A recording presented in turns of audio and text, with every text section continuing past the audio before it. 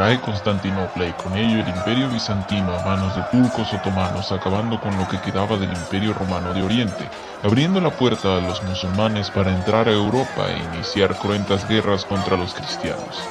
Las rutas de la seda y de las especias hacia India y China queda bloqueada en lo que ahora es Turquía, y el mundo europeo, que es adicto a la canela, no puede vivir sin esa ruta, así que muchos exploradores como Vasco de Gama crean rutas nuevas que rodean África y tardan siglos en llegar a la India en barco, incrementando los costos de las especias y haciendo viajes muy tardados y aburridos. Cristóbal Colón, que supone como Amerigo Vespucci que la Tierra es redonda, piensa que si sigue más allá de España podría chocar contra el estrecho de Malaca y llegar a India en un pim pam pum. Pichea su idea a los distintos reyes, que le dan un nel rotundo como algún vendedor de cupcakes en Shark Tank. Mientras tanto, dos reinos se unen en contra de la ocupación musulmana que lleva más de 800 años en la mayor parte de la península ibérica, donde los europeos sufrieron terribles cosas como la divulgación de la aritmética, la creación de arquitectura morisca, la traducción y rescate de textos aristotélicos prohibidos en el mundo cristiano, la libertad de culto, economía estable, autonomía del resto de los califatos y avances tecnológicos sin precedentes, mientras otros países europeos estaban ocupados en la Edad Oscura quemando herejes. Isabel se casó con Fernando, unieron sus fortunas y reinos, y con ello tuvieron poder para correr a los musulmanes de Iberia. Cuando terminó la guerra, literalmente el año en que terminó la guerra, en 1492, mientras los españoles estaban exiliando a la fuerza a un montón de judíos, quitándoles sus propiedades para quedarse con su dinero e investigando sus linajes para revisar que fueran raza pura. Sí, suena familiar, yo sé, pero no puedo decirlo porque si no dicen que este video es para mayores de edad, así que ustedes pueden imaginar a quién me quiero referir. Colón llega a picharle su idea, Isabel dice que sí a todo. ¿Qué es lo que ella da a cambio? Nada. Solo le autoriza a hacer el viaje, pero ella no pone dinero. Lo que sí hace es pedirle a la gente de Puerto de Palos que le den 3 carabelas, suministros y tripulación. Algunas personas ricas de ahí le dan más cosas e incluso se apuntan a la aventura. El viaje era bastante incierto y Colón no sabía muy bien si saldría vivo de ello. En el viaje hubo varios intentos de amotinamiento y estuvieron a punto de matar a Colón, pero a las 2 de la mañana del 12 de octubre llegaron a tierra firme, donde sin preguntarle su opinión a los locales procedieron a enterrar banderas con los nombres de las majestades y una cruz cristiana. Buscaron oro, no lo encontraron, siguieron su curso y encontraron Cuba, a la que ellos llamaron Juana, y luego encontraron Santo Domingo, que ellos llamaron La Española. A Colón ya le estaban entrando ganas de esclavizar a los indígenas y pensó que con 50 hombres podría controlar la isla. Regresó a España, donde le dieron el título de gobernador, mariscal y virrey, y al regresar a América exploró Centroamérica buscando el paso de Filipinas a India, donde una tormenta lo tomó por sorpresa y lo estrelló contra un peñasco. No le pasó nada y llamó a este peñasco "Gracias a Dios que nos salvamos de esas Honduras". Y ahora hay un país que se llama Honduras por eso. Qué triste, la verdad. Colón se volvió loco, esclavizó más indios, quiso tener su propia tierra con mujerzuelas, juegos de azar y sin control real, y era tanta su ambición y locura que el gobernador de Cuba le prohibió la entrada y lo mandó para Europa, donde lo apresaron, luego lo liberaron, le quitaron sus títulos y lo desprestigiaron. En 1499 le quitaron el monopolio de conquista, y otros españoles, en su mayoría andaluces, salieron a explorar y conquistar. Eso explica el acento caribeño andaluz. El resto de la historia ya nos la sabemos. Cae Tenochtitlán, cae Cusco, caen los mayas, colapsan las civilizaciones y los españoles se quedan con los indios como esclavos. Ahí muchos piensan en establecer un sistema feudal con esclavos, pero otros dicen que estas gentes, o sea los indios, tienen los mismos derechos que los europeos. Isabel y Fernando publican las leyes de Burgos, que sí piden humanidad para los indios y trato justo, pero al mismo tiempo se los entregan a los conquistadores con normas como hacerlos trabajar 9 meses para los españoles y 3 para ellos mismos.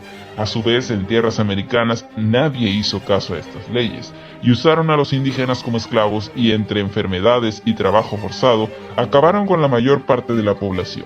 Esto preocupó a los reyes y religiosos al grado que hubo un debate llamado Junta de Valladolid.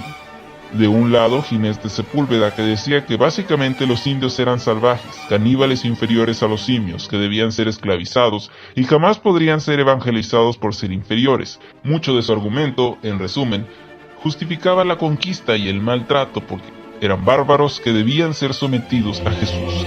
Del otro lado, Bartolomé de las Casas, quien dijo que se había probado el ingenio indígena con sistemas políticos, arquitectónicos y artísticos avanzados encontrados en los mayas, los incas y los aztecas, que no eran bárbaros ni herejes, y que España estuvo peor que ellos alguna vez.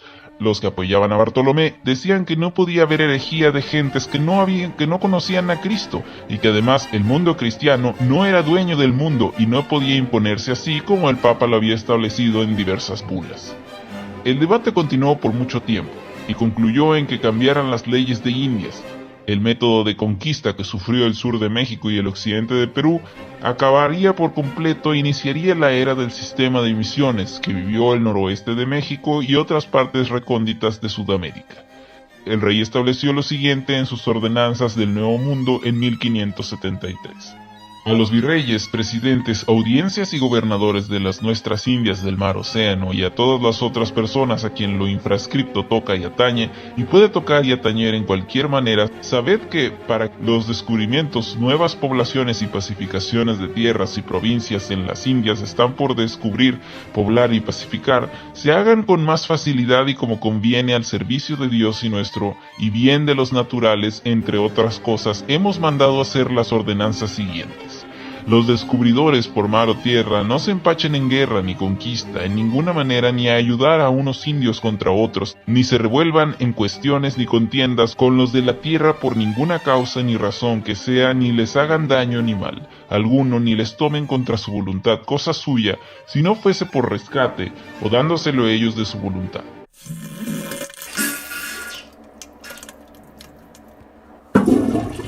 Varios años de colonia, mestizaje, independencias y guerras civiles después en Argentina, México, Chile y Perú, se comenzó a celebrar una extrañísima celebración con un aún más extraño nombre, llamado el Día de la Raza. Una celebración que decían era de la raza hispanoamericana, es decir, de la mezcla hispano-indígena africana, pero que también celebraba el descubrimiento de América. El descubrimiento para los europeos, pues nosotros ya sabíamos que estábamos aquí. Estatuas de Colón fueron erigidas en estas ciudades y grandes fiestas se llevaron a cabo en Argentina por este hecho. Así siguió por varios años hasta nuestra era, donde nosotros nos cuestionamos: ¿qué celebramos? ¿El inicio de una serie de genocidios, rutas de esclavos, explotación, persecución religiosa y una eliminación total de naciones y religiones? ¿O celebramos la mezcla cultural de todas estas, el idioma que hablamos, nuestras costumbres que en parte son hispanas? ¿Se debe celebrar este día? Siendo americano, y siéndolo muchos de ustedes, no podemos negar, al menos si no sabemos mestizos, una parte española. No podemos negarla, empezando por la lengua. Sin embargo, como lo dije ya, somos americanos, y la conquista que vino tras el encuentro de América no fue más que una explotación de gentes y recursos americanos para el bien europeo, que ningún bien trajo a los naturales de este continente. Al contrario, los borró o rebajó a esclavos. La lengua, la cultura hispana y el sistema político no fueron más que resultados incidentales de un sistema de explotación que tal vez en palabra buscaba un beneficio para el americano, pero en acción fue una conquista espiritual y bélica, un exterminio con el fin de despojarnos de todo. Así que no hay nada que celebrar este terrible 12 de octubre, por más que los europeos insistan, por más que saquen las leyes de Burgos o al idioma o a la cultura como argumentación. ¿Ustedes qué piensan? Pónganlo en los comentarios, me interesaría mucho conocer su opinión. Eso ha sido todo por ahora. Buenas noches.